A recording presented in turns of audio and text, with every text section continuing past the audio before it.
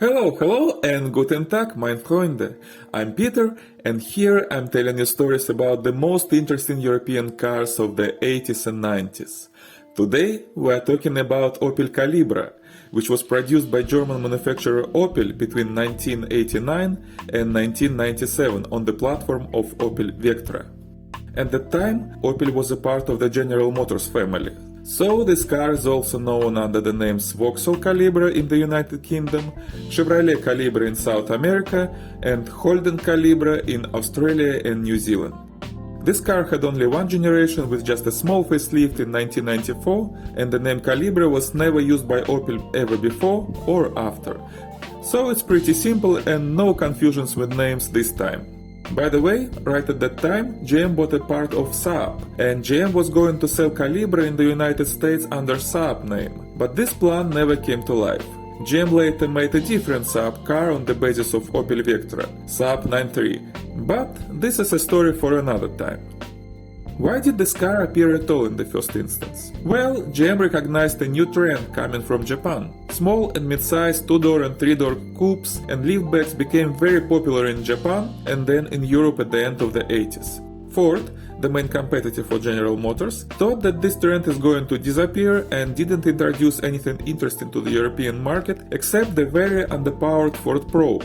But GM made a bet and won, a very rare win for GM. Opel Calibra got a warm reception from the customers and was one of the leaders in its market segment at that time. Almost 240,000 Calibras were built in total, among them 3,385 4x4 versions and 12,000 cars with V6 engine.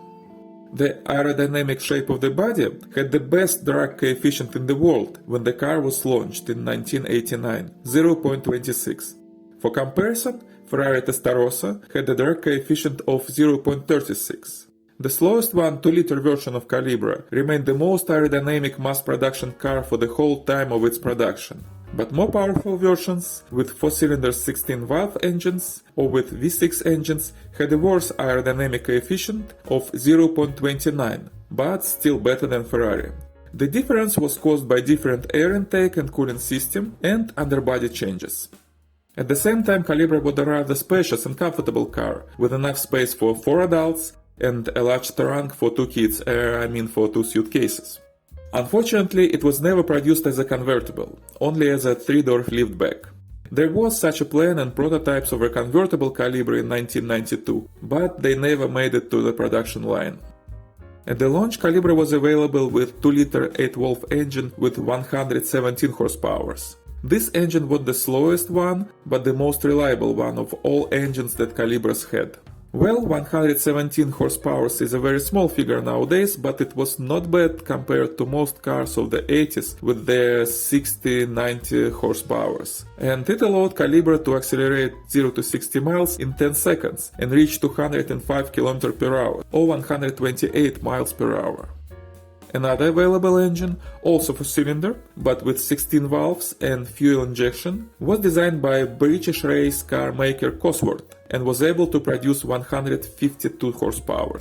These engines were distinctive by the red-painted parts of the valve cover and known as red top engines. These cars could make 0 to 60 in 8.5 seconds and the top speed was 223 km per hour or 139 miles per hour.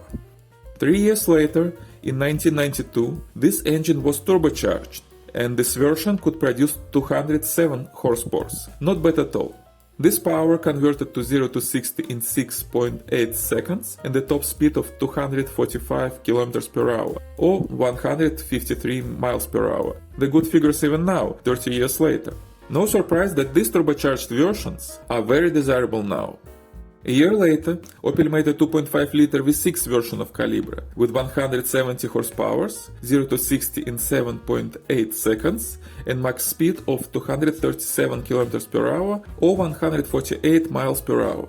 These V6 cars are considered very balanced between power, handling and reliability among Calibra fans, and they are very desirable as well.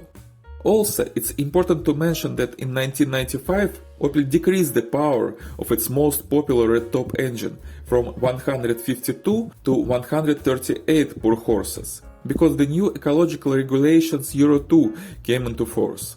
So, all red tops of 1995 to 1997 are slightly slower than those installed on 1988-1994 cars. 0 to 60 in 9.5 seconds instead of 8.5, and the top speed of 215 km per hour instead of 223 or 134 miles per hour instead of 139.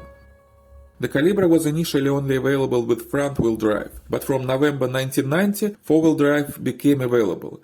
4x4 drive on the Calibras wasn't very reliable and put very strong requirements to the condition of the tires. Even a slight difference in the pressure of left and right tires could cause damage to the transfer box and an expensive repair in its turn. But the overall walk of the 4x4 drive was described as very interesting and enjoyable by the drivers. The car was in general available with 5-speed manual or 4-speed automatic transmissions. The turbo versions were available only with 4-wheel drive and a 6-speed manual transmission. For V6 versions, both manual and automatic transmissions were available, but Opel never offered the 4x4 drive with V6 engine. There was a number of special edition Calibras produced in limited quantities, usually about 1000 units. I can mention the DTM edition of 1995, related to the success of the Calibra in the DTM Racing Series, Deutsche Tourenwagen Meisterschaft, or German Touring Cars Championship. Also, Keke Rosberg edition, also in 1995, and also related to DTM, Cliff Motorsport edition in 1996, and Calibra Turbo Limited edition of 1997. The last 984 Calibras were included into the last edition in March of 1997. They had different bumpers and moldings and also a numbered plug on the central console. There were also a number of aftermarket tuning kits available for the Calibra. Some of them just slightly changed the exterior appearance, but others allowed to get much more from your car and make it closer to the real racing DTM versions of Calibras, who could produce up to 480 horsepower. For example, a tuning kit for the engine offered by Irmscher, an official racing division of Opel, allowed to easily increase the power of the turbo versions from 207 to 230 horsepower. In Germany and some countries of Central Europe, the Calibra had a good but rather funny reputation of a poor man Ferrari. And you literally could buy a body kit that made your Calibra look like Ferrari Testarossa. Of course, there were some downsides. Opel under GM ownership never had a reputation for making luxury or very reliable cars. Calibra was annoyingly loud, the sound insulation was almost non-existent. The car had very stiff suspension. It's great on a track, but difficult to live with on bumpy roads of Eastern Europe. The brakes were weak. The headlights never could lighten the road properly, because they were made very small due to aerodynamic reason. In addition, they had a tendency to get shady and blurry with the time. The sunroof easily broke due to weak, easily snapping plastic gears. The beautiful frameless door windows often leak. And worst of all, the Calibras were very prone to getting rusty. Well, it is common for all Opels. So if you'd like to buy a Calibra, it's reasonable to look for one in the southern part of Europe, say in Italy or Spain. But at the same time, with all these issues, the Calibra was a great car for its time. It was very spacious and comfortable, with reliable engines powerful enough to bring a lot of joy to the driver, especially considering its aerodynamics. All cars were very well equipped for the time: sunroof, frameless door windows, trip computer for most of the trim levels, and very comfortable sportish seats. Car journalists reviewing the car were not impressed with the handling, but most of the owners loved it and told that the handling of the car was really great. The steering was easy and predictable, the acceleration was breathtaking, and the overall impression of driving was very enjoyable. This was a car of emotion and temper, a car you should be on one tune with. If you were in the mood for a reasonable active driving, the Calibra was ready to give you the emotions you expected. And these emotions were pure, energetic, and amusing. Today you can buy a 2-liter 16-valve red-top engine Vauxhall Calibra in the UK as low as 2,000 to 6,000 British pounds. These cars have an additional charm of right-hand steering and British feeling.